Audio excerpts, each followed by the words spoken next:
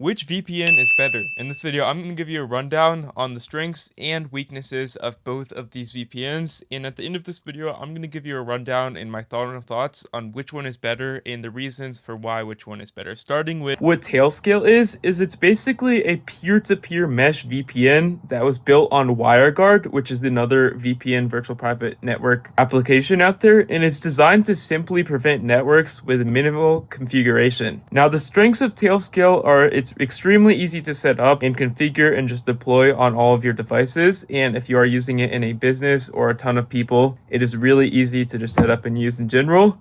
It has really fast speeds and really high speed security. So like everything you do is just extremely secure, and it's just really quick to respond to that. It has automatic key management, meaning it handles all rotations and distribution seamlessly when you're actually using it. So it appears that you're not even like on a VPN, just like you're on your normal network. And it does this really well across all of the devices, which I think is a major strength to this VPN. And it also integrates with identity providers, which is Google Workspace, Microsoft, Oteka, and any other providers like so. Now, it's just really good because you can like use it on pretty much anything flawlessly. And of course, the best part is it doesn't cost any money. It's completely free, which is actually shocking, which is why I think it's ideal for individual small teams and developers who are in need for fast and secure devices or services in a straightforward way. That's a good thing about this VPN. We look at Zerotier, it's basically a fully software-defined network, SDN, that eliminates a layer of 2 over the internet. Now, what this means is it basically has layer 2 networking,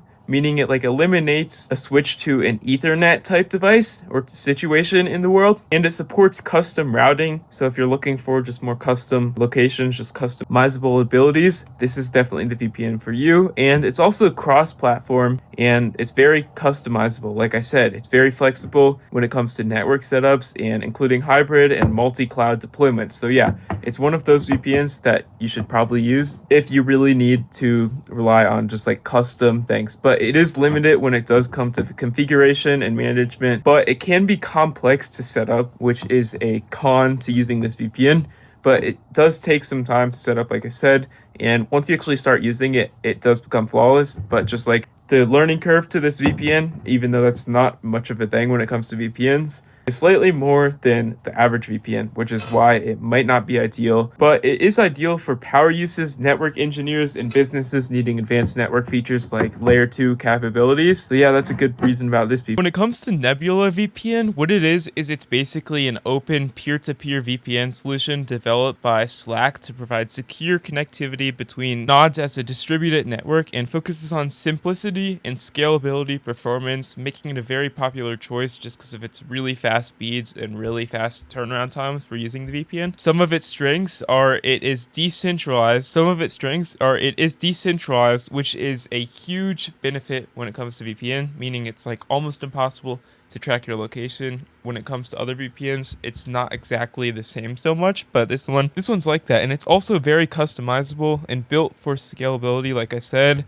When it comes to nodes, you can actually like put it across all of your devices really easily, and it's really minimal and lightweight, so it's just really flawless overall, and developers are very friendly and the dev team is extremely great. However, the weaknesses is if you are trying to do it with a large team, although it's really easy to set up, it's not ideal just because it does have some lag if you're trying to use it across a bunch of devices on one network login, so it's better for just smaller groups of individuals. No, those are just the highlights, and I've also made this table that I'll attach on screen right now. If you have any other questions, let me know in the comments, or other people if you find anything helpful.